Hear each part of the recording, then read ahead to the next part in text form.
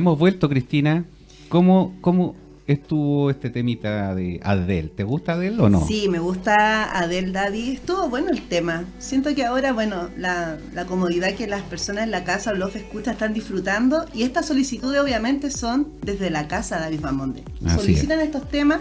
Es importante también siempre considerar la opinión de todos los escuchas, y obviamente también queremos que participen, nos den opiniones y nos digan qué desean escuchar también. Oye, ahí Love Escuchas y Love Lover es que nos están enviando videos que está pluvillando ya en varios sectores del Valle de Aconcagua. Así es, David. Así que hay que tener precaución, aquellos que están manejando, si nos están escuchando a través del teléfono, precaución. Puede que el pavimento se ponga un poco resbaladizo por el frío, por el hielo. También que respeten en la velocidad por la gente que está caminando cerca de las orillas de las calles también, porque hay mucha agua y la gente está haciendo el quito a las pozas. Sí. Ya, no por eso los autos van a pasar a alta velocidad y van a mojar a los transeúntes. Recuerden que eso está penado por el código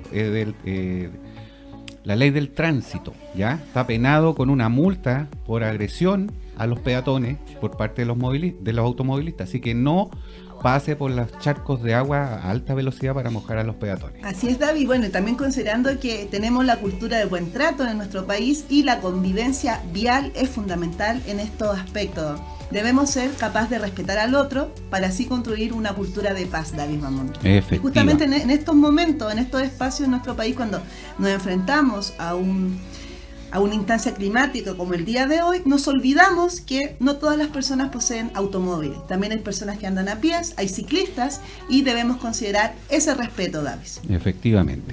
Oye, estimada Cristina. Ahora soy estimada, David, después que iniciaste este programa atacándome. Oiga. Yo estoy muy sensible hoy, David. No me ¿Será digas. la lluvia? Debe ser la Camina lluvia. bajo la lluvia. Sí. Está como los gatitos que se ponen Sí, así como no, medio hoy intranquilos estoy demasiado con la abrigada, lluvia. David. Sí, me voy a enfermar. Oye, Cuéntame. ¿tú qué haces los fines de semana? ¿Flojea? Ay, ¿Duerme? Me han dicho que pasas durmiendo. Me complicas esta pregunta, porque recuerdas que yo igual tengo mi lado B. Pero te Sí. puedo decir que este fin de semana no me fui, si me estás diciendo que me fui de carrete o estuve no trabajando, yo me pongo la camiseta con la hora y la choca, y te cuento, David, que este sábado, a diferencia de la persona que tengo ahí locuteando y obviamente retando siempre por el oído, trabajé, David. ¿Trabajaste? Como todos los sábados, yo trabajo. Bueno, este sábado por sí, eso yo más que yo todo. ahora. Sí. Ya. Oye, ¿Me quieres decir en qué trabajé o qué hice, David? cuéntame, sorpréndeme, como me No, dices no te voy tú. a sorprender. Sorpréndeme. Porque cada cosa que yo digo en este programa, obviamente tú no lo consideras. Yo te voy a decir que el día sábado me levanté con ganas de vivir una experiencia literaria. Te voy a dar una pista. Ya. Me dije, San Felipe, a ver, ¿qué eventos culturales tenemos? Teatro, creo que había un lanzamiento de una obra. Y me llevó, mis caminos me llevó a la Sociedad de Artesanos de acá de San Felipe, la Unión, si no me equivoco. La Unión, sí. Y me encontré con una sorpresa. En un horario, 18 horas, un nombre, un libro de poemas y un concepto. Te puedo decir eso. Un horario, un nombre y un concepto. Ya, pero muéstrame cuál es la prueba que tienes que fuiste. Hazle así como la magia que haces tú. Ya, se supone. te voy a mostrar la magia. Te voy a mostrar un libro. Ya. Dale. ¿Qué es Femio? ¿Qué es Femio? Un libro de poemas, Davis. Y te voy a dar un nombre muy importante. Sergio Mancilla Torres, David Bamonde. Sergio Mancilla Yo creo que Torres. en la casa están diciendo, no, eso es para la pantalla, está mostrando el libro, ni siquiera fue. Efectivamente fui al lanzamiento de esta libro de poemas, porque Ya. se me corrigió, para no decir novela, libro de poemas, Femio. Ya. Oye, ya, pues y la muestra, la prueba. Vamos a ver si es verdad o no. Ah, me está... Vamos a No, ver. David, yo acá creo que el último programa que estoy dirigiendo, porque me estás dejando de mentirosa. Hay una Mujer, evidencia que ¿ya? yo te quiero mostrar. Fue mi trabajo. Veamos. A continuación, que lo vea la gente en la casa. Gilberto para los TV. Marco, como organizador de este evento, ¿qué te ha parecido este lanzamiento de este libro de poema de Sergio Mancilla? ¿Qué nos puedes decir? Mira, me ha parecido muy buena la actividad. bien concurrido porque la literatura igual cuesta un poco, pero fíjate, cuando viene un poeta de la categoría de Sergio Mansilla, que es muy conocido, se nota una buena convocatoria, y lo más rico de todo es que hubo un buen conversatorio, un buen intercambio acerca de su literatura, su vida, y creo que ha sido una actividad bastante interesante, que queremos repetirla con otros escritores también. Sobre esto, bueno, ¿qué se viene ahora como lanzamientos próximos de novelas o libros de poemas? ¿Se viene algo más? Sí, acá en la Sociedad Artesana, en este espacio, este año se pretende mostrar personas de la televisión que han escrito libros, personas ligadas al fútbol, que va a invitar Jaime Canales, que es presidente acá de la Sociedad Artesana, y los va a invitar próximamente. Él pretende hacer esta actividad de julio en adelante. ¿Ya? Entre estos personajes va a traer a Elías Figueroa, quien escribió un libro con su vida, y esperamos próximamente compartirlo, tenerlo acá en el escenario. Marco, y para ti personalmente, ¿qué ha significado patrocinar este lanzamiento? ¿Expectativas? ¿Cómo llegas a fomentar un espacio así? Mira, fíjate que por la inquietud del tema de los libros, que es algo que me apasiona harto, surgió la idea de generar este espacio para este tipo de eventos. Y lo personal me gusta mucho porque, bueno, me gusta el tema de los libros y fomentar la lectura, sobre todo los niños, los jóvenes, los adultos mayores también, que son por decirlo de una manera, un público muy prioritario, ¿ya? El otro día estuve en la escuela Manuel Rodríguez, que también fue una instancia de crecimiento personal, tanto para mí como para los niños. Entonces, para mí, estas instancias son muy enriquecedoras y me permiten creer en los libros, y lo más importante. Entiendo, Marco. Bueno, muchas gracias. Soy Cristina Gilberto para los TV. Estamos en este lanzamiento de libro de poema de Sergio Mansilla. Muchas gracias. Gracias. Bueno, esa fue la entrevista, la nota que sacaste, ¿eh? Así. Ahora Sí, David, efectivamente, ahí yo estaba en el evento, estaba cubriendo el evento porque no soy las típicas personas que van al evento, hace acto de presencia y me retiro. Efectivamente yo llegué, me involucré, participé del evento y te tengo una sorpresa, David. Me gustó tanto el evento que no solamente tengo el libro, para que vean los que escuchan en la casa que Cristina Gilberto hace el trabajo en evidencia. Me traje el libro, tengo el nombre del escritor y adivina quién. te trajiste al escritor. ¿Por qué te adelantas al juego, David? Vamos. No, supongo. Efectivamente, tengo una sorpresa en la casa. Una sorpresa muy esperada por todos los escuchas. Los escuchas, los lovers, como tú acabas de mencionar. Y tengo a mi lado derecho, ¿estoy bien? Derecho, izquierdo, derecho. Tengo a Sergio Mansilla Torres. Ahí está. Sorpresa. Tengo al escritor Sergio. Bienvenido a la hora de las chocas. Personalmente, un honor tenerlo en este espacio. Estaba muy atento a nuestra dinámica, lo vi sonreír fuera de cámara. Y este es el espacio que tenemos para conversar con las personas en la casa, con los Love Escucha, porque lo queríamos tener, la gente lo pidió, porque muchas personas que fueron al evento nos escribieron por interno y dijeron que por qué no lo invitábamos. Esa fue la pregunta. Entonces, bienvenido, Sergio, a la hora de las chocas. Muchas gracias, Carolina. Muchas gracias. No me cambia el nombre, Cristina. Perdón, Cristina. Muchas gracias, Cristina. Sí. Un saludo a los telespectadores. Sí, ahí está su cámara para... Un saludo a los telespectadores y muy contento de estar aquí conversando en esta tarde lluviosa en San Felipe por Love TV o Love TV, si lo decimos en inglés. Cuéntenos, don Sergio, usted, aparte de ser escritor, es un profesor, pero es que más que un profesor, usted es como un lingüista que hace clases en la universidad. Y siendo lingüista, ¿qué lo lleva a ser escritor? O es al revés, ser escritor lo llevó a ser un lingüista. Un par de aclaraciones. O sea, yo de origen, en mi primera profesión, yo soy profesor de castellano y filosofía. estudié hace ya varios años en la misma Universidad Austral y de ahí me titulé como profesor de enseñanza media. Y trabajé algunos años en enseñanza media, 8 años para ser más exacto. Y más tarde tuve la oportunidad de poder trabajar en la educación superior, primero en el antiguo Instituto Profesional de Osorno, hoy día desaparecido, y que dio paso a la hoy existente Universidad de los Lagos, que en su origen fue una sede de la Universidad de Chile. Estamos hablando de 1988, por esos años. Más tarde yo tuve la oportunidad de ir a estudiar a los Estados Unidos. Allí cursé un doctorado en lenguas, romances y literatura.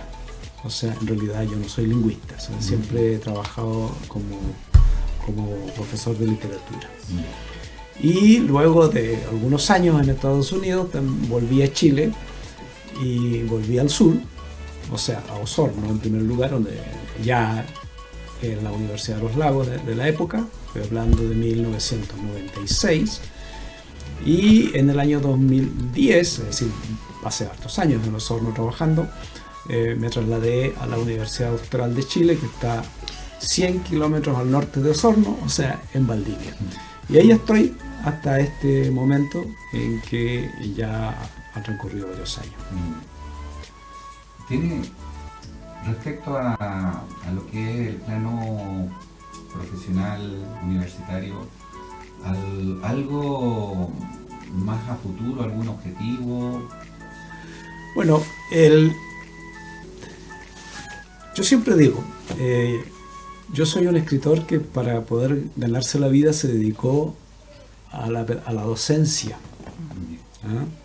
Y con el tiempo he ido aprendiendo a unificar el trabajo creativo del escritor con el trabajo docente, porque como mi docencia es esencialmente de temas de literatura, entonces claro, el trabajo de docencia de literatura está bastante cerca del trabajo creativo. Y he aprendido también a trabajar en lo que se podría llamar la crítica y la teoría de la literatura. De modo que yo juego, por así decirlo, en el bando de los escritores que se dedican a producir obras de ficción, en este caso poesía, que es lo que yo he hecho desde los 17 años prácticamente, y también en los estudios especializados de literatura. Aquí, si la cámara lo muestra, aquí tengo un libro de reciente publicación que se llama Sentido del Lugar, que son un conjunto de 22 ensayos sobre poesía chilena contemporánea, de autores que han vivido o han escrito en relación con sus lugares de origen, y que van desde Valdivia por el norte, incluyendo la zona cordillerana, hasta Tierra del Fuego por el extremo austral del país. Y por supuesto, también otros estudios que he hecho yo sobre materias de literatura que son propias de mi trabajo como profesor universitario. Mire. Cristina me decía que usted, dentro de su vida, su caminar, nació en Chiloé. ¿Nos puede contar cómo fue su infancia en Chiloé? Bueno, yo nací en el siglo XX, en el siglo pasado. Sí. Soy de otra época, de otro siglo. Nací en el viejo hospital de Achao, un antiguo hospital de madera que se derrumbó después de 1960, o sea, del terremoto de mayo de 1960, que fue muy muy fuerte. Y bueno, yo en ese momento tenía 2 años y no recuerdo absolutamente nada, no tengo ninguna memoria en absoluto, digamos. Todo lo que sé de ese terremoto porque lo contó mi madre o por otra gente más. Y mi origen es en realidad rural. Nací en el hospital de Achao, pero no soy del área rural urbana de Achao, sino de una zona rural cerca del pueblito de Curaco de Vélez, en un sector de la isla de Quinchao que se llama Changuitado. ahí fue mi infancia, ahí transcurrió mi infancia. Eso queda cerca de Chiloé. Eso queda en Chiloé, en la isla de Quinchao, porque no hay que confundir con la isla grande de Chiloé con la provincia de Chiloé, que comprende la isla grande de Chiloé y alrededor de 40 islas pequeñas. Un archipiélago. Exactamente. Entonces, yo nací en una de las islas pequeñas, que no es tan pequeña en verdad, porque la isla de Quinchao es la segunda isla en tamaño después de la isla grande de Chiloé.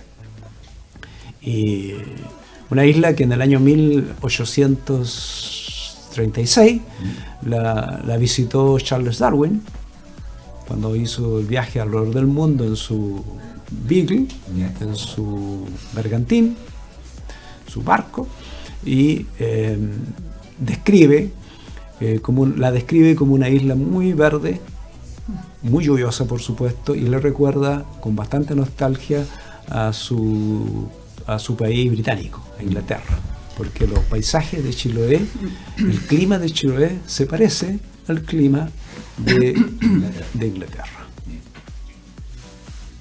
Quinchao. Isla de Quinchao. No sé lo que significa. No sé lo que significa, porque mucha toponimia de Chiloé en realidad son palabras de lenguas indígenas desaparecidas en el siglo XIX o en el siglo XVIII.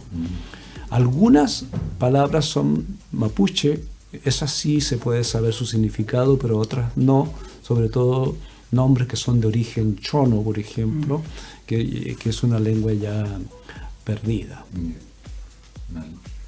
Una lengua muerta, como dicen algunos. Don Sergio, y dentro de lo que es también su caminar en la vida, nació en Achao, de Quinchao, y luego creció y llegó a Valdivia en la actualidad.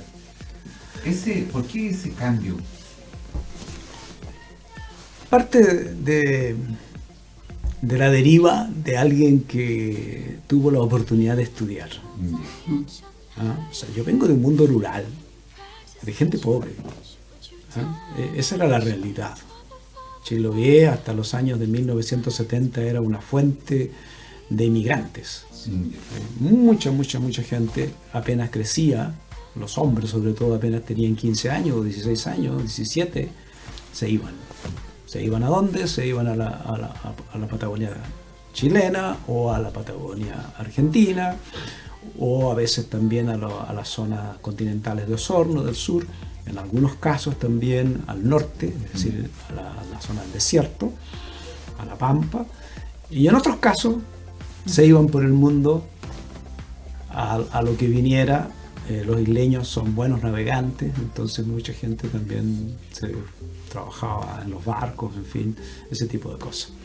Yo tuve la oportunidad de estudiar junto con mis hermanos, somos 4 hermanos, los 4 pudimos estudiar, y eso implicó que una vez que yo terminé la enseñanza media en Castro en 1975, en Chiloé no había en ese momento universidad, aún no hay universidad en Chiloé, entonces tuve que salir de Chiloé y tuve la oportunidad de llegar a la Universidad Austral, a Valdivia, donde estudié castellano y filosofía, como contaba al inicio. Y ahí viví, claro, 5 años, y una vez terminado, no fue posible volver a Chiloé por motivos laborales, es decir, no me dieron trabajo en Chiloé cuando ya tenía el título de profesor, y terminé quedándome en el continente y vueltas más, vueltas menos, terminé en Osorno en 1984, donde viví muchos años ahí, y primero trabajando como profesor de enseñanza media y luego en la educación superior, y de ahí ya he estado hasta ahora, digamos, en ese nivel de educación como profesor. Desde la partida de Chiloé a Valdivia, ¿usted ya sabía qué iba a ser, cuál iba a ser su destino? ¿O lo había programado usted? La vida es contingente, sorprendente. uno no puede programar mucho, digamos, porque siempre puede ocurrir algo que esté fuera de lo previsto. Pero sí uno puede proponerse objetivos. Y eso sí. Y yo traté de siempre de buscar la forma de poder vivir de la literatura, a sabiendas de que como escritor no era posible sobrevivir, digamos, en Chile por lo menos, de una forma relativamente decente. Y claro, y una forma de poder vivir con la literatura, ya que no de la literatura, era estudiar castellano y filosofía, porque castellano, que ahora se llama lenguaje, permitía estudiar lingüística, estudiar literatura y poder ejercer como profesor de lingüística y literatura, bueno, y en mi caso también de filosofía. Y a poco andar, sin embargo, me di cuenta que yo no tenía vocación de profesor de enseñanza media. Así, esa es la realidad. Y yo lo supe en tercer año de carrera. Lo supe, o sea, me fue bien, digamos. Cuando tuve que hacer las prácticas profesionales también me fue bien. Y luego trabajé algunos años en la educación media y en general tuve buen rendimiento, los estudiantes me estimaban mucho, hay estudiantes que todavía me saludan muy cariñosamente después ya de 40 años y tanto. Pero yo sabía que lo mío no era la educación media. Costaba mucho hacer clases ahí, mucho, un esfuerzo muy grande, un desgaste demasiado grande para mí. Entonces yo tengo que salir a la educación superior como sea. Y cuando uno tiene ese propósito, cuando uno se hace de un propósito del cual nada lo va a mover, uno empieza a buscar contacto, a buscar personas que ayuden, a hablar con personas. Porque siempre hay otro que ha hecho lo que uno ha hecho antes. Lo ha hecho antes. Lo que desea hacer. Exactamente. Siempre hay otra persona que ya ha hecho un camino que ha recorrido y de quién hay que aprender. Entonces, preguntando por aquí, preguntando por allá, se fueron dando los contactos para que yo finalmente pudiera postular a una beca de los Estados Unidos, no chilena, y me fui a estudiar a Estados Unidos, teniendo que haber estudiado inglés primero, qué sé yo, haber pasado por todos los requerimientos que se solicitaban. Pero eso siempre fue posible porque yo escribía. O sea, yo tengo que decir que la poesía a mí me ha abierto puertas en la vida. De hecho, yo estoy aquí, en este rato, hablando con el público, con los amigos que están aquí en el estudio, justamente porque de por medio está la poesía. Así que no me puedo quejar, digamos, de eso. Creo que ha sido un beneficio, ha sido una suerte para mí. Es un trabajo arduo, cuesta. La familia paga un precio también cuando uno es escritor, porque el escritor es un individuo que tiende a ser solitario. Es un individuo que puede pasar horas, días escribiendo libros. No habla con otros, no evita que lo inviten, no quiere ir a las fiestas, no quiere ir de vacaciones porque tiene que escribir. Y no siempre eso a nivel familiar a veces se entiende. En mi caso, yo diría que sí, en muchas medidas sí, en otras medidas no, como suele ocurrir. Yo recuerdo como anécdota que mi primer libro, que se publicó en 1986, como tenía tan poco tiempo, porque en ese momento trabajaba horario completo en la enseñanza media,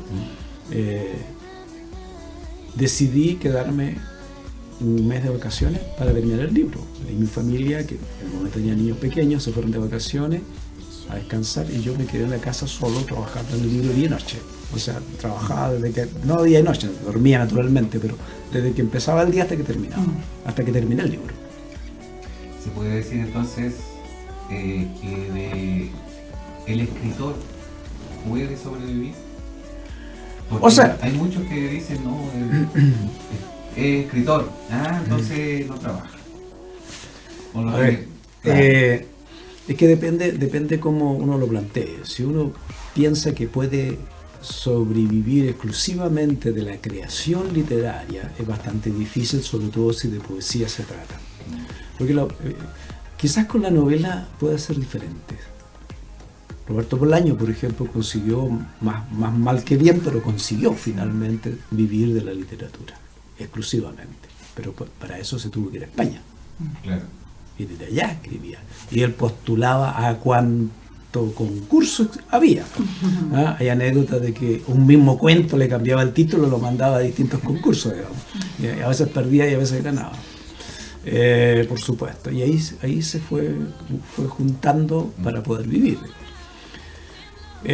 Con la poesía es mucho más difícil. Sí, hay algunos que viven, no sé, se pueden ganar un premio, hay gente que puede llegar a tener el Premio Nacional de Literatura, pero eso es uno en 100, uno en 200. Entonces no se puede apostar, digamos, a vivir así. Pero la literatura da paso también a otras posibilidades, en mi caso a la docencia. Otra gente, junto con la literatura, se ha dedicado también a las relaciones públicas, a las comunicaciones, ha ido haciendo trabajos con bibliotecas, generando proyectos culturales, en fin, se puede. Ahora, el punto es que para un escritor el asunto no es que cuánto gane o cuánto deje de ganar, es que para un escritor verdadero no se puede dejar de escribir. Es como un pintor, como un músico. Claro. O sea, necesita la música para vivir. Ya verá cómo genera los recursos para vivir, pero sin la música no puede vivir un músico de verdad, digamos. Un músico que apuesta su vida a la música, de eso estoy hablando. No de alguien que practica música, digamos, en sus ratos libres, no, de alguien que apuesta su vida a la música. Y yo creo que yo soy un convencido de que cuando alguien apuesta su vida al arte, cualquier arte, va a encontrar la forma de sobrevivir con ese arte, gracias a ese arte. No se va a hacer rico, de eso estoy seguro, a menos que sea un pintor, no sé, como Dalí, como Picasso, ¿no es cierto?, que sus obras puedan terminar valiendo millones. Pero aún así, valiendo millones, a veces en vida de ellos mismos, no disfrutan de eso porque esas obras se vuelven muy valiosas, paradójicamente, después que se han muerto. Incluso. Entonces, bueno, pero sí se puede. O sea, la literatura, puedo contar, me ha abierto el mundo y ha hecho que yo tenga amigos prácticamente casi en todos los continentes. Don Sergio, lo invito a escuchar un tema musical de Phil Collins. Se llama Do You Remember? ¿Le gusta Phil Collins? Absolutamente. Yes, sí.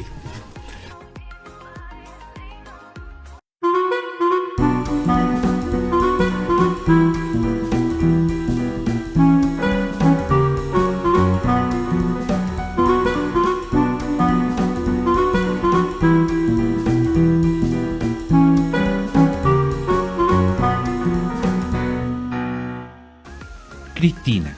Davis. ¿Qué estabas conversando ahí tan No estaba plácidamente? conversando. A mí me estaba preguntando Sergio, pues yo le había dado un cronograma a él de preguntas, de intervenciones, pero no tenía cómo yo interrumpir tu reflexión, David Bamonde.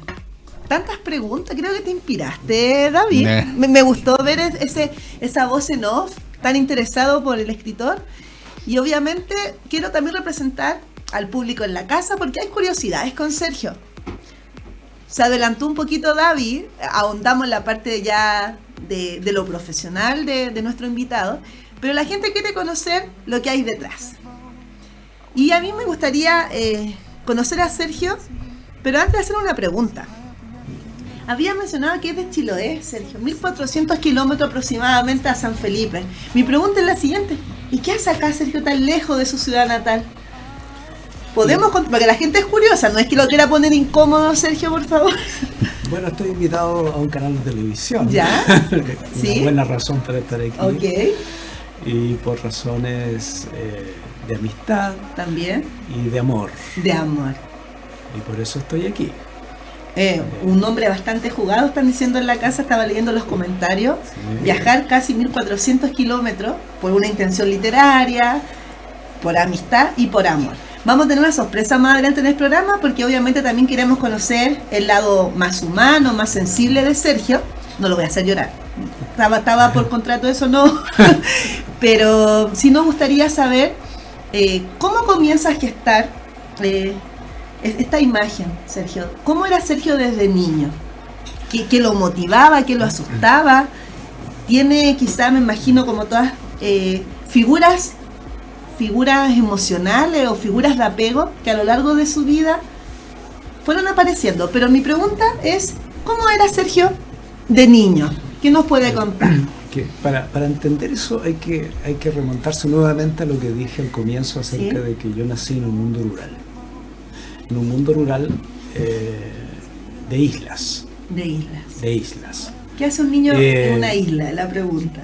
Un niño en una isla que nace, que se cría, que crece junto al mar, pues juega en la playa. Sí. Para mí el mar, la playa, era como mi patio, donde yo salía iba a jugar. Pero sobre todo vengo de un mundo esencialmente oral en el sentido de que la cultura, las historias, todo se contaba. Chiloé era, en esa época más que ahora, una tierra con un enorme potencial de mitos y leyendas, como pocas hay en el resto de Chile. Así es. Muchísimas. Pero los mitos y leyendas de mi infancia no eran mitos y leyendas en realidad, eran parte de la conversación cotidiana. Pues un vecino cualquiera afirmaba, completamente en serio, de que había visto brujo, de que sabía quién era brujo, que había visto el caleuche, que se había encontrado con tal y cual ser, como el trajauco, por ejemplo. Y además, yo conocía mucha gente que eran inmigrantes golondrinas, es decir, hombres principalmente, algunas mujeres también, pero más hombres, que iban a la Patagonia y que al cabo de un tiempo volvían. Uh-huh. Entonces, muchas de las conversaciones de las que yo fui testigo de niño, que lo escuchaba así como a escondidas, a veces, cuando me mandaban a acostar en la noche, eran historias de viajes. Historias de viajes hechos por personas que habían estado en otros lugares que a mí se me figuraban en mi mente infantil de entonces como lugares remotos. Era como escuchar una novela de viajes y de aventuras. Después, con los años, me di cuenta de que muchas de esas historias en parte eran inventadas.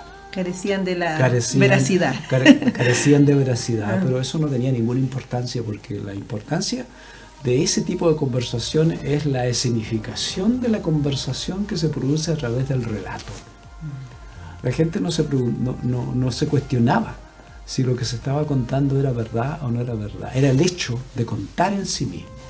Eso a mí me marcó desde el primer momento.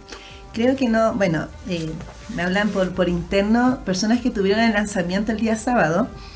Sergio manifestó una vivencia desde pequeño, le quiero recordar, que había crecido sin luz eléctrica. Me acaban de decir por interno que le pregunte esto, y obviamente yo que estuve ahí y presencié este relato en primera persona, ¿cómo fue esa experiencia? Porque hoy por hoy, incluso este programa sería inimaginable de hacer sin luz eléctrica, y todo lo que hoy por hoy los niños y niñas y adolescentes enfrentan como una prioridad en su vida, la luz. ¿Cómo es para Sergio, siendo niño en una isla, con la lejanía de, sobre todo la parte rural, donde es crecer sin luz eléctrica? ¿Es efectivo? Esa es la pregunta. ¿Fue efectivo? Así es. En la zona rural de las islas de Chiloé no hubo electricidad hasta cercano al siglo XXI. En las zonas rurales. En las zonas urbanas hubo electricidad a partir de los años de 1950 aproximadamente. Y luego el gobierno de Chile instaló líneas eléctricas estables en la década del 60, pero solo a las zonas urbanas. y las zonas rurales no tuvieron electricidad hasta fines de la década del 90 del siglo pasado. Por lo tanto, yo nací en 1958, obvio que toda mi infancia fue sin luz eléctrica. Entonces, efectivamente... Y como nos iluminábamos en la noche, bueno, con lámparas a parafina, con velas, con distintos ingenios que la gente hacía para iluminarse. Pero lo más importante es que, en cierto modo, la vida quedaba regida por la luz y por la noche. Porque una vez que se ponía el sol, ya no se podía andar afuera. Sí. Por lo tanto, había que recogerse, comer, conversar en la noche. Buscar quizá otra instancia de interacción. Junto al fuego, junto a la estufa o lo que sea. Conversar hasta que llegue la hora de dormir, que normalmente se dormía bastante temprano, digamos, no a las 12, no a las 1. ¿Nos acostábamos con las gallinas, Sergio? No tanto, porque ellas se acuestaban más temprano. Ya. Pero luego también uno se levantaba temprano. Entonces el ritmo del cuerpo y de la mente estaba muy, muy asociado al día y la noche. Después, con los años, a propósito de un problema de salud que yo tuve, descubrí que esa forma de asociar el sueño, el descanso con la noche y el día, se llama ciclo circadiano. Así es. Ciclo circadiano. Entonces, claro, la gente allá vivía así, digamos. Y los inviernos lluviosos, muy largos además, se trabajaba muy poco. Y el verano era el tiempo de trabajo, porque es el tiempo de cosecha, sobre todo, el verano. Entonces, por ejemplo, para mí el verano nunca estuvo asociado a vacaciones. El verano fue trabajo. Y el invierno era el periodo de descanso. Claro, pero tenía que ir a la escuela. Entonces, eso es el descanso. Entonces, para mí, todavía es algo que me queda a mí. Por ejemplo, si yo pudiera elegir cuándo tener vacaciones, a ojos cerrados, preferiría el invierno. Increíble lo que nos está quizá contando Sergio en la casa. Me imagino todos los que escuchan están haciendo mucho sentido a este relato, porque obviamente la finalidad de La Hora de la Choca es llevar un relato fresco a la casa, cercano, porque estamos en el contexto que a esta hora, sobre todo con este día de lluvia, la gente está regresando como puede a su casa, porque efectivamente la locomoción acá en nuestro gran valle, la Concagua, es escaso en estos momentos. Y quizás nos están escuchando vía también radio, que también tenemos Cristina, la llegada. David. Queremos darle un saludo cordial a quienes nos están escuchando a través de radiolos.cl, a Santiago, que está conectado a través de Love TV, San Felipe también, y a un grupo también de Lover de los Andes, que también nos está escuchando. Me dicen que en algunos sectores se ha cortado la luz también, entonces quienes nos ven a esta hora están imposibilitados. Pero sí, el saludo cordial a quienes están junto a nosotros a través de lovetv.cl y a través de radiolove.cl, que aquí lo estoy monitoreando, así que soy curioso. ¿No? Y David, obviamente, agradecer el compromiso en este momento, Sergio. Tenemos mucha gente conectada, no solamente de Chile, en este momento están conectados de Argentina, por ahí está David también siguiendo, Uruguay, y le manda un saludo de México. Entonces también se agradece a todos en este momento y también a todos nuestros hermanos chilenos que están fuera y están en este momento conectados a través de la figura de Sergio Mancilla, recordando esta experiencia. Está siendo un referente en este momento en redes sociales, Sergio, porque lo que está comentando está pasando en la casa, me pasó a mí, yo lo viví, qué ganas de estar ahí, es lo que me está llegando por interno. Entonces obviamente qué lindo que generemos este espacio de reflexión, que es la intención de La Hora de la Choca. Conocer más allá de la profesión o oficio o estado natural de la persona que quiere ejercer un trabajo, es a la persona como tal. Cristina, mira, ¿Sí? Aquí dice que, por ejemplo, en estos momentos hay 48 personas conectadas en Chile, 10 en Estados Unidos, 2 en Perú, 2 en Polonia, 1 en Bolivia, 1 en Colombia, 1 en Finlandia, 1 en Francia y 1 en Alemania. Así que un saludo para todos ustedes y gracias por seguir nuestro canal a través de internet lovetv.cl y nuestra radio Love Y también bueno explicar a Sergio que esa una persona es el punto de inicio de la conexión, que detrás de ese uno hay muchas más personas conectadas, que debemos también explicar eso. Vosotros nos criticaron eso, Sergio. Mencionábamos una persona en Santiago y hay mucha gente que está conectada en sus trabajos, están en la misma casa, están reunidos, como dices tú, quizá en este momento alrededor de un brasero. Qué lindo recuerdo un brasero, Sergio. Yo también vengo de la cultura rural. También soy de familia inmigrante, llegué al sur de Chile y tengo ese recuerdo del brasero, la cascarita naranja, alrededor del fogón, y obviamente es tan significativo lo que puede marcar un niño. Entonces obviamente lo que nos menciona, entendemos mucho ahora la producción literaria de Sergio Mancilla a partir de eso. Sí, bueno. Esa historia de un niño sí. sin luz eléctrica, y hay que mencionar ese dato, que no es menor, cómo le da luz a estas historias que hoy, siglo XXI, año 2024, estamos acá en La Hora de la Choca analizando. ¿Cómo hacemos este enganche? ¿Cuándo decidimos justamente dar vida a esta historia? ¿Se recuerda cuál fue lo que el pasa punto de inicio? Es que junto con escuchar estas historias tan atrayentes para mí, yo fui un niño que siempre me gustó leer. Eso no, para mí no tiene explicación, digamos, me gustaba leer siempre, en circunstancias de que en mi casa no había libros, y mis padres tenían muy escasa, educación formal apenas, podían leer con dificultad, escribir un par de frases con dificultad. Ellos vinieron de una época en que la gran parte de la gente era analfabeta y consiguieron educarse en la época en que Pedro Aguirre Cerda, aquí hay un cartel, así de es. Pedro Aguirre Cerda, masifica la educación primaria en Chile en la década del 40 del siglo pasado. Y en esa oportunidad mis padres pudieron aprender a leer y a escribir. Y yo siempre digo, mi abuelo paterno, el único que conocí en realidad, era analfabeto, él no sabía leer ni escribir.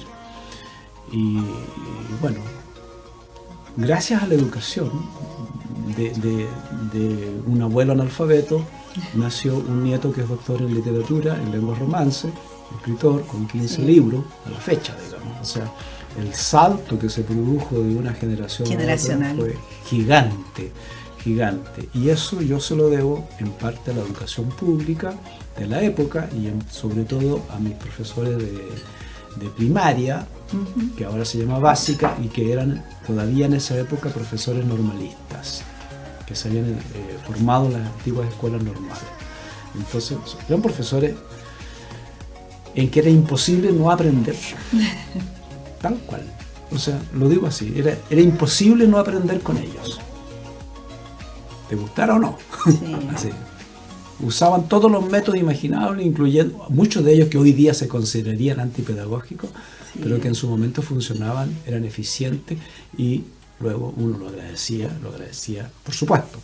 Ahora, entre medio, por supuesto, también por la lectura, por el hecho de que me iba bien en la escuela, muchos profesores me ayudaron, profesores que me prestaban libros. Entonces eso fue creando en mí un acervo de lectura, de autores, que luego cuando ya me hice más grande y pude estudiar en la universidad, bueno, ya iba con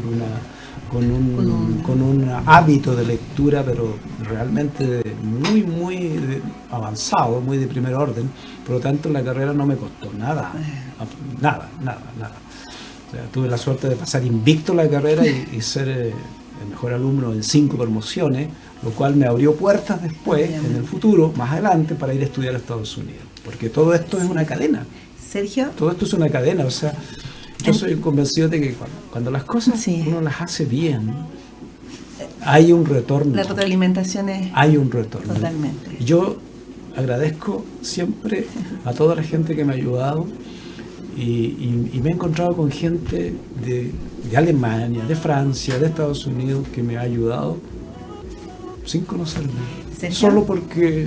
Te quiero llevar un poquito a la... porque sí, digamos, y eso yo no lo olvido. Qué bueno que se dé este espacio. Vamos a dejar después unos espacios al final para agradecimiento, porque obviamente hay muchas personas conectadas que Necesitan también, quizás este momento para destacar, vamos a tener también un espacio acá al final, pero quiero llevar un poquito al recuento, 15 libros, de los cuales 11 son de poesía.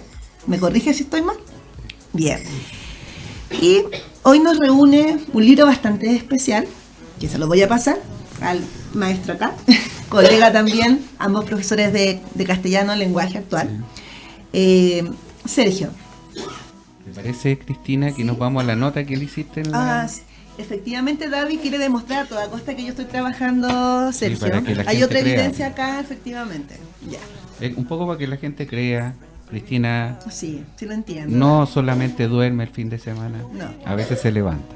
A veces también. Y hago notas literarias. Vamos a ver la nota de Cristina. Buenas tardes, Sergio, para Los TV. Estamos en el lanzamiento de su libro de poemas. Femio, se lo puede mostrar un poquito para la medio de comunicación Los TV. Quisiera saber qué lo inspira para producir este libro de poemas. Tiene una larga historia. Yo siempre he sido un admirador de la antigua literatura griega. Principalmente he sido por muchos años un lector de Homero, principalmente de la Ilíada y la Odisea, y también de la tragedia griega y de algunos textos latinos antiguos, Virgilio, la Eneida, por ejemplo. Y siempre he pensado que la grandeza de esos libros, de esas grandes obras, se debe al hecho de que son completamente vigentes, no obstante tener muchos, cientos, incluso miles de años ya. Y esa vigencia me pareció a mí que tenía que expresarla en la forma de una especie de transposición de la mitología antigua a los tiempos contemporáneos. Algo que se ha hecho naturalmente, no soy el primero en hacerlo. Y como a mí siempre me ha llamado la atención de una manera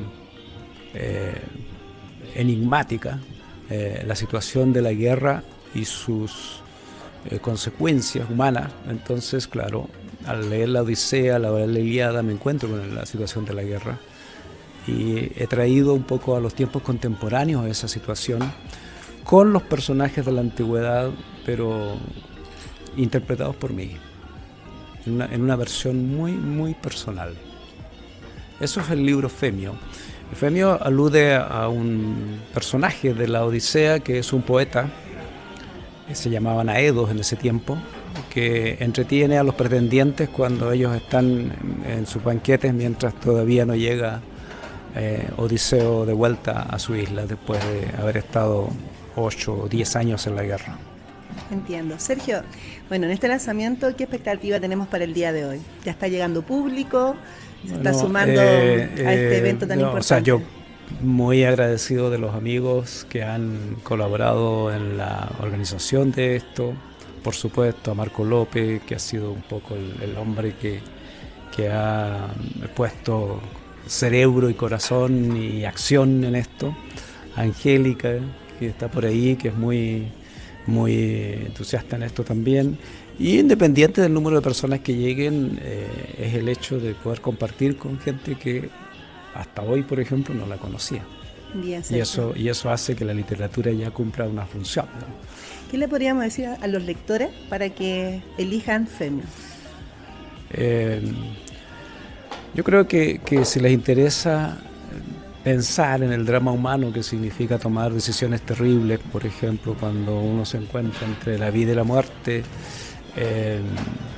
Femio es un libro que puede mostrar también esas situaciones de hombres, de mujeres, del poeta que tiene que estar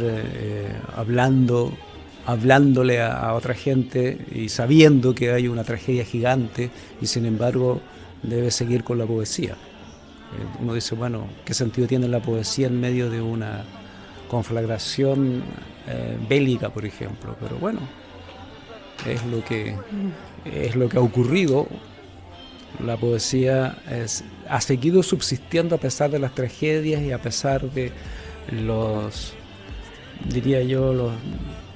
la falta de interés que pueda tener a veces en mucha gente la poesía, y sin embargo sigue existiendo, sigue estando ahí, y no hay pueblo en la tierra que no tenga poesía. Ok. David, ¿estamos de vuelta o no? ¿Estoy al aire? Sí. David. Mírese al espejo. Sí, no, estoy mirando la cámara. David, por favor. ¿Qué te pareció la entrevista al escritor David Bamonde? No estaba pauteada. ¿Te diste cuenta que fue espontánea? Seguí un hilo conductor. Y obviamente Sergio colaboró ahí.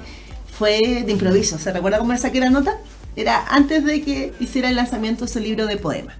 Sergio, antes de que David nos cortara y para seguir un poco humillando porque yo no trabajo, porque efectivamente hay que transparentar las cosas en la casa. Creen que no, que yo acá David hace todo y efectivamente la obra de la Choca es construida en ambos. ¿Cómo estuvo ese día el lanzamiento, Sergio? Mucha gente bien concurrida, a pesar de la hora, y ojo, estábamos compitiendo con una obra de teatro, Sergio, en el Teatro Municipal, que era una obra de la actriz chilena Tamara Costa. Entonces, obviamente, eran 2 espacios que la gente tuvo la oportunidad de decidir. No puedo competir con Tamara Costa. ¿Sí? ¿Cómo se sintió en el lanzamiento? ¿Qué nos puede comentar? Pero más aparte, la verdad es que muy bien. Sí. Yo agradezco al público de San Felipe. Es la primera vez que yo presento un libro acá. Wow. La mayoría del público que estaba ahí, yo no lo conocía de antes, algunos sí, el organizador principal, en este caso Marco López, sí, porque ya teníamos vínculos de antes. Lo que más me gustó es la atención, el cariño con que lo escuchaban y luego las muchas preguntas. Sí. No es frecuente eso, que el público se anime a preguntar tanto.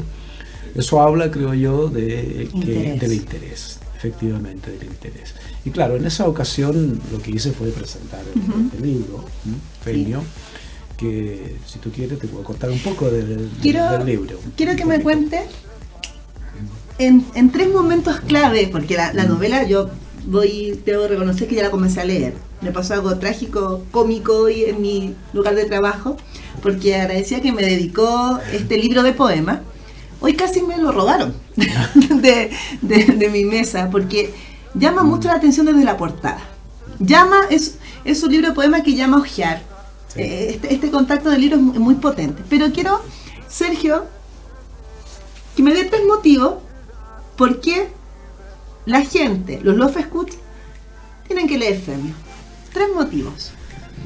Es difícil, porque obviamente hay muchas más razones. Es difícil porque uno como autor, ¿sí? Curiosamente al autor a quien más le cuesta determinar por qué su libro debería ser leído. ¿Sí? Normalmente ese trabajo lo hacen o profesores, o críticos, o otros lectores, digamos. Pero bueno, puesto en este dilema, lo que podría decir es que Femio es un libro que dialoga con Homero, con el mayor poeta de Occidente, como dicen algunos, por lo menos de los antiguos. Homero, como sabemos, es el autor, según se dice, según se repite, no hay certeza absoluta, pero bueno, de que es el autor de la Ilíada y la Odisea, que son 2 libros fundamentales, fundadores de la literatura occidental. Entonces, este libro dialoga con esos 2 libros, con la Ilíada y con la Odisea, un poco también con Edipo Rey, pero más con la Ilíada y con la Odisea, y de paso también algo con la Eneida de Virgilio, poeta latino. Y el nombre Femio, título, viene de un personaje de la Odisea, que es un Aedo, un poeta. Aedo se llamaban los poetas antiguos, que canta historias en verso, acompañado de música, de la guerra de Troya, mientras los pretendientes, que son unos personajes que están en la Odisea, los pretendientes, que son un grupo de hombres que quieren casarse con Penélope, porque piensan que Penélope está viuda y que su marido, llamado Ulises, ya murió en la guerra, y Penélope no quiere elegir a nadie, entonces los pretendientes se apropian literalmente de las posesiones, de la casa de Ulises y se ponen van de festín en festín, de fiesta en fiesta, comiendo los cabritos, es decir, los caprinos, tomando el vino de la hacienda de Ulises y Penélope no los puede echar, no los puede sacar. Entonces, y mientras los pretendientes festejan, entonces hay un poeta, un pobre poeta que no se sabe bien si está obligado o no. Yo lo interpreto de que está obligado. Contribuye a entretener a esta especie de malandrines, digamos, que se dedican a saquear la hacienda de Ulises, a la espera de que la presunta viuda elija a uno de ellos para casarse, porque estamos en un tipo de cultura antigua donde las mujeres viudas no podían quedar viudas, tenían que casarse de nuevo. Esa es la historia. Bueno, sabemos que Ulises no había muerto, que llegó después y se deshizo de todos los pretendientes en una matanza descomunal, así fue la historia, porque él era obviamente un guerrero de los mejores, de los grandes, que había combatido en Troya, y los pretendientes en verdad no estaban ni de cerca a la altura de Ulises. Pero yo lo que tomo del personaje Fenio, de este personaje secundario que aparece así como de paso dentro de la Odisea, lo tomo porque me hace pensar en el rol del poeta en la vida real, digamos, en la vida. Y sobre todo el rol del poeta ante las tragedias humanas, ante el dolor, ante la ausencia. ¿Qué puede decir un poeta a un mundo como el de hoy? Que en muchos sentidos es tan o más violento que el mundo de la antigüedad. El mundo griego antiguo. Es igual. Las guerras no han terminado. Troya se ha repetido 1 y 1000 veces. Y tenemos la fortuna de que nosotros vivimos en un país pacífico, esencialmente pacífico. La última guerra real que tuvimos fue en 1879, en 1880. Bueno, hubo una guerra civil también en 1891. No hablemos del golpe de Estado de 1973 porque aunque desde cierto lado lo ven como una guerra, en realidad no fue una guerra. Efectivamente, también aclarar ese punto. No fue una guerra. Fue otra cosa, dictadura, represión, lo que se quiera, una guerra no. Pero guerra, o sea, de que mueven ejércitos. Históricamente son los años que mencionas. Exacto, que arrasan ciudades completas. O sea, eso podemos decir que América del Sur en general es un mundo pacífico. Piensen ustedes lo que pasa en Medio Oriente, lo que hoy día está pasando en Europa del Este, en Ucrania específicamente, ni hablar de Gaza, el desastre que hay ahí. Entonces uno dice, bueno, ¿qué hace? ¿Qué puede hacer un poeta ante eso? Y la respuesta es un poco entre triste y alegre, porque en cierto modo nada, pero por otro lado, si el poeta no deja testimonio, no deja registro, entonces esa memoria se pierde. Y la poesía es una de las armas, no sé si armas, pero uno de los lugares del lenguaje donde la memoria se guarda. Fíjense, nosotros no sabríamos prácticamente nada de la guerra de Troya si no fuera por la poesía. Yo tengo en otro libro, que no es este, me hago una pregunta: ¿qué queda después de todo? De la guerra de Arauco, ¿qué queda? Queda Alonso de Ercilla contando Araucana. Eso estaba pensando en mi mente. Eso queda. Sergio. Y entonces yo digo, claro, es un poco triste por un lado, pero por otro lado digo, sí, la poesía dura más que los imperios. El imperio griego ya no está, el imperio turco-otomano ya no está, pero las grandes obras que esos imperios han producido sí están. La poesía, Roma no está como imperio, pero la poesía romana, la poesía latina, de un Cátulo, de Marcial, por ejemplo, solo por nombrar los autores de epigramas, es tan relevante que sigue siendo una poesía vigente 2000 años después. Entonces uno dice, claro que la poesía tiene mucho que decir a la humanidad. Sergio, sobre eso, sobre lo que dejamos y no dejamos, la poesía como memoria viva, ¿qué tiene Fenio de Sergio? es mi manera particular de leer la literatura. Yo creo que si hay algo que se puede ver aquí en Femio es el hecho de que yo expreso en clave de poesía mi manera de leer. Y yo siempre leo la literatura asociándola a los problemas reales de la vida. Así es. Siempre lo hago así. Y los estudiantes de alguna manera me siguen, y cuando yo he hecho clases del Quijote, por ejemplo, y planteo el Quijote como un problema de un señor mayor, 50 años y tanto, que no tiene perspectiva en la vida, salvo la que le provee la literatura. Y con la literatura él sale al mundo. Fracasa, le dan de garrotazo, pierde, lo consideran loco, pero hace lo que tenía que hacer. Y al final es el más cuerdo de todos. Al final resulta ser el personaje más cuerdo o el más interesante de todos, junto con Sancho, por supuesto, que a su modo también es otro Quijote, tan o más seguidor de las locuras de su amo, porque ambos, los dos, necesitan otro mundo. Tomando la figura de Sancho y bueno, todas las personas que a lo largo de la vida hemos tenido como apoyo, Sergio, quisiera llevarlo un poquito a conocer también el lado del corazón de Sergio Mancilla. ¿Quién hoy por hoy es la persona que lo acompaña en esta odisea? Porque en este caso yo creo que tiene un tanto de Femio como de Ulises. Porque efectivamente Sergio emprendió un viaje hace ya... Comenzó el año 1958 su viaje de siendo Odiseo y Ulises, y estamos en el año 2024.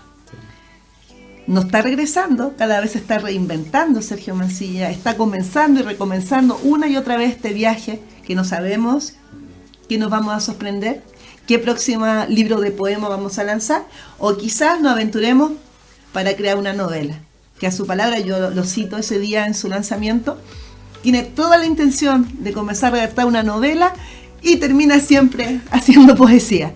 Que le agradecemos también ese espacio porque obviamente hoy lo tenemos acá analizando. Hoy no vino solo. Así es. Sí, hoy no vino solo. Hoy lo está acompañando una persona bastante especial para ti, Sergio, que la queremos invitar a nuestra conversación ya finalizando, casi ya no sé cómo estamos en horario. 5 minutos. 5 minutitos, yo creo que acá lo hemos tomado unos 10 minutos para el cierre del programa, porque queremos saber quién lo acompaña hoy, porque Sergio no llegó solo. Para todas las mujeres curiosas, que a todo esto lo han destacado su forma de hablar. Tiene mujer en este momento derretida en la casa Sergio Mancilla, porque obviamente está también esa admiración desde la poesía, que la poesía uno abre ventanas, abre emociones, y también yo quiero llevarlo un poquito a ese espacio. ¿Quién lo acompaña hoy, Sergio? La tenemos que invitar a nuestra conversación, ¿ya? ¿La quisiera invitar? Sí, yo creo, ¿sí? Yo la invitaría que sí, pase, está mirando, no sé dónde estará nuestra invitada. Sí, que pase, nos puede decir, claro, que lo acompaña. Bueno, esto está totalmente en la casa improvisado. Vamos a pedir las disculpas, va a pasar por ahí. ¿Sí?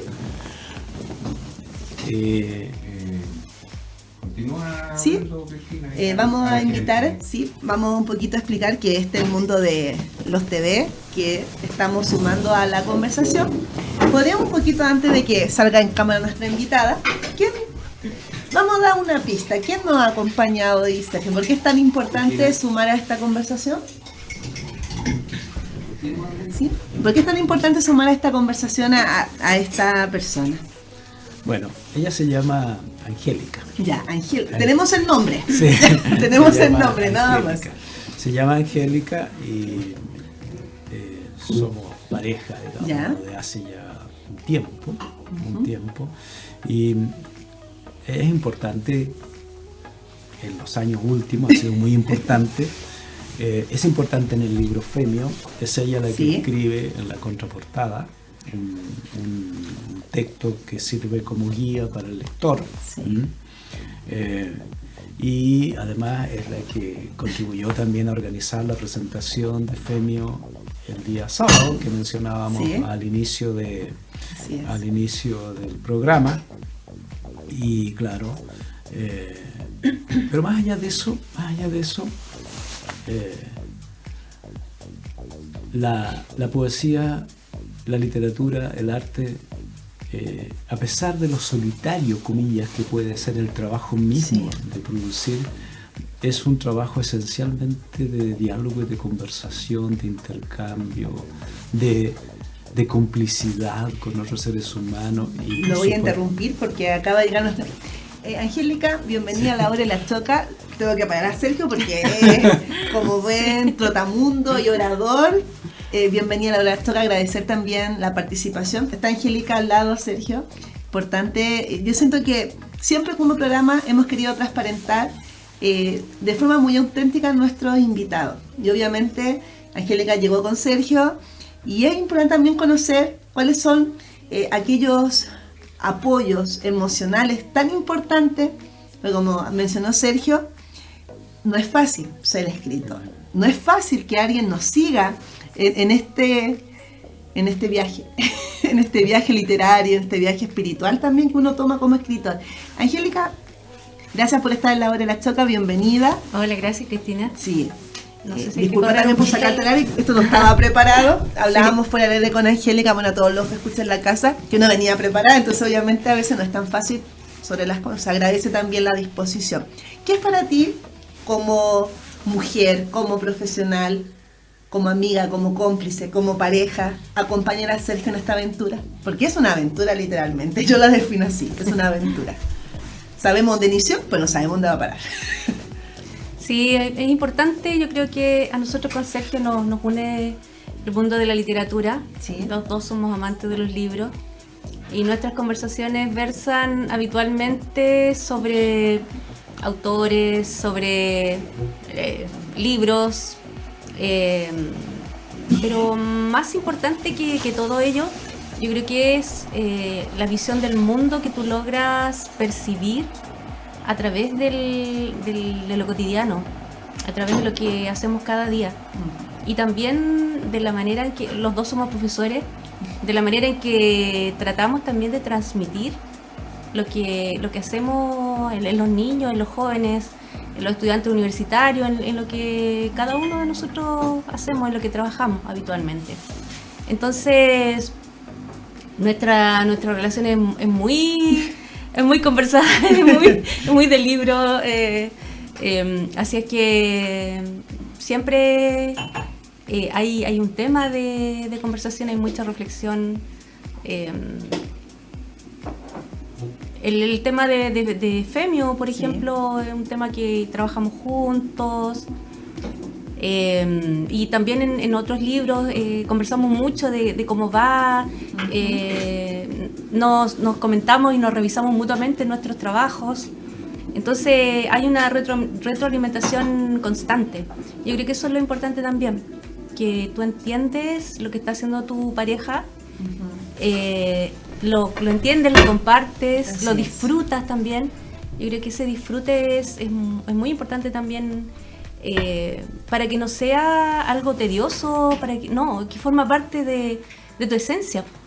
O sea, caminamos por los mismos caminos, yo creo. Eso es lo importante. Es tan importante, bueno, si pudiéramos percibir desde la casa, todos los escucha, la complicidad. Es tan bonito quizá tener esta pareja al frente, porque Angélica habla y yo tengo que decir, transparentar lo que yo estoy observando. Sergio acentúa con la cabeza como diciendo, sí, efectivamente, y va recordando todo lo que va diciendo. Y eso habla de una pareja que tiene mucha complicidad.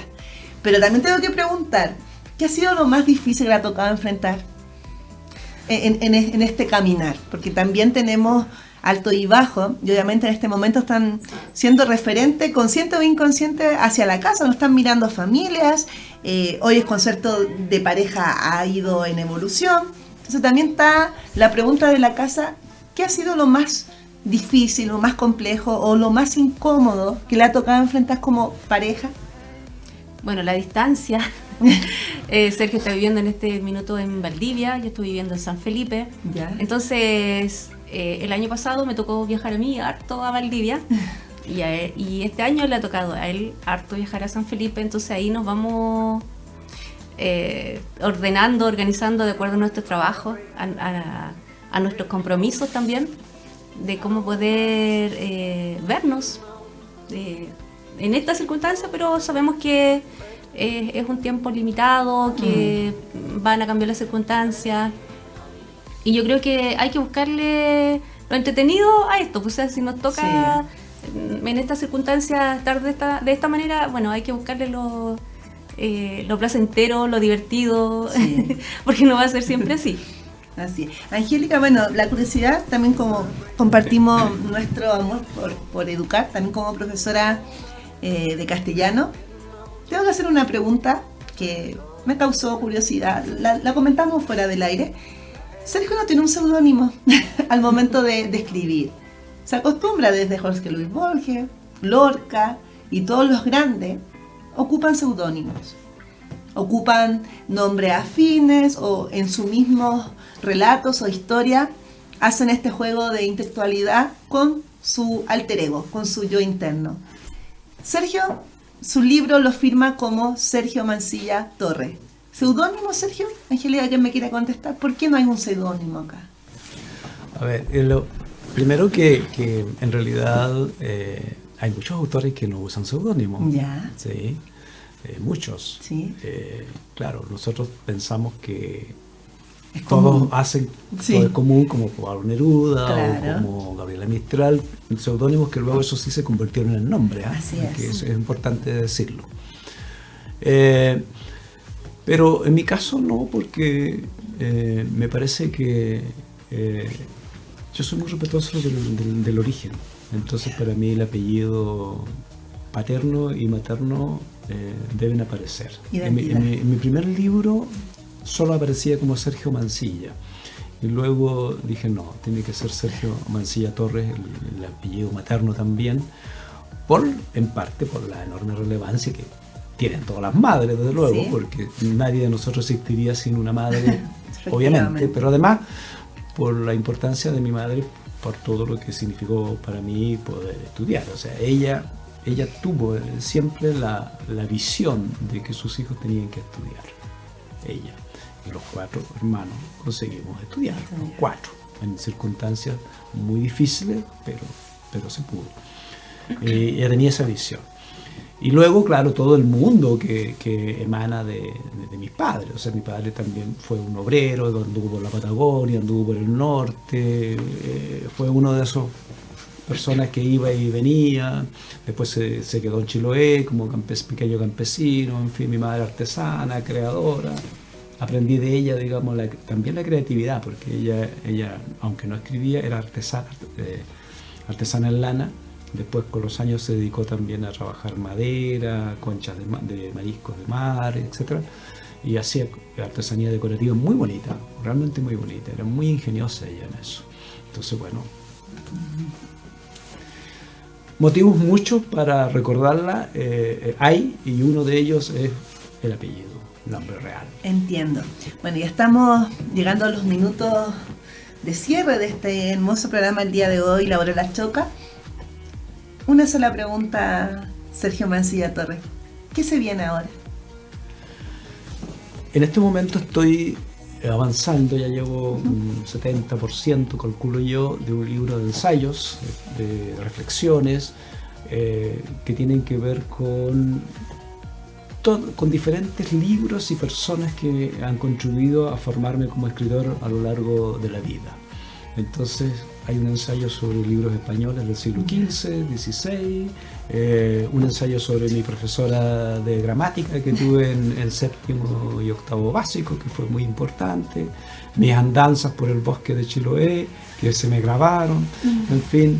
Entonces voy de la literatura más clásica a la vivencia más íntima, y la idea es armar un conjunto de textos que no sean muy difíciles, sino más bien pensado para todo público. No va a ser un libro para especialistas, pero sí con un rigor técnico suficiente.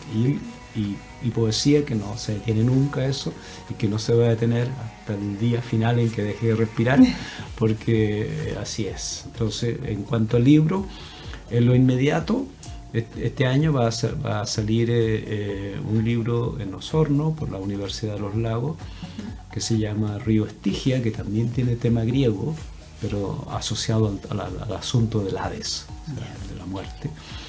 Y un libro, una reedición de un libro que se llama La enseñanza de la literatura como práctica de liberación, que es un libro que se publicó por primera vez en 2005, se agotó, y está pensado para profesores de enseñanza media principalmente, porque tiene dos partes ese libro, una parte más teórica, sobre reflexiones sobre la literatura, y una segunda parte que es un manual de trabajo de la poesía en el aula. Así que en cuanto salga, espero que pueda distribuirse, sobre todo. Sí. Es un libro que en su primera edición, que lo hizo Cuarto Propio en Santiago, se agotó, llegó hasta México. De México recibí en algún momento correo electrónico, gracias, que usamos el libro para clase. Un granito de arena a los colegas que tanto se esfuerzan por enseñar letras en este país. Qué bueno también destacar, obviamente, la docencia en nuestro país y decir, bueno, hacer el compromiso al aire, Sergio, cuando ya tengamos ese libro a la luz, también ofrecemos el espacio a los TV para que nos venga también a comentar. Para ya ir concluyendo el programa, vamos a dejar el espacio para agradecimiento. Lo están escuchando en este momento también Angélica. La idea también, cómo disfrutó este programa de Hora de las Chocas, Sergio, como conclusión. Agradecer a ustedes, al canal en primer lugar, a la gente que lo ve, porque los canales existen, porque hay gente que los mira, los escucha naturalmente. Así que a todos los televidentes y auditores que estén en cualquier parte del mundo en este momento, agradecimientos, porque al final de cuentas la palabra, sobre todo si es palabra poética, la palabra mayor, decía Gonzalo Rojas, es la que une a los seres humanos. La palabra poética en todos los idiomas une a los seres humanos. Así es. Bueno, y también para unirnos en esta palabra y recordando que el lenguaje genera realidad, y esta realidad que generamos hoy fue a partir de esta evocación, esta reflexión de la novela Femio junto a Sergio Mancilla, también junto a Angélica, que hay una gran tarea también por delante, más que acompañar, seguir validando muchas veces la experiencia, que se junta acá lo profesional, el amor y expectativas también que acaba de mencionar, que ojalá se concrete. David, estamos finalizando nuestro programa de hoy y como conclusión, qué buena conversa. Qué buena conversa. Siento que hemos cumplido con las expectativas, Sergio. Queríamos hoy presentar un programa distinto. Habían pasado muchos invitados por acá, podólogos, vecinos, gente cotidiana, pero no habíamos tenido un escritor. Primer escritor que tenemos invitado, y obviamente amerita también dar los espacios a todas las artes. Y eso queríamos dar como programa el mensaje de hoy. Entonces, muchas gracias, Sergio, Angélica, por acompañarnos en esta hermosa conversación de hoy martes en la Hora de la Choca. David, ¿te quedaste dormido? Creo que David ya está terminando el programa junto con nosotros. Y obviamente nos vemos el próximo martes en la Hora de la Choca, como todos los martes a las 20 horas. Muchas gracias. En la casa, muy buenas noches y llegamos hasta acá en la Hora de la Choca.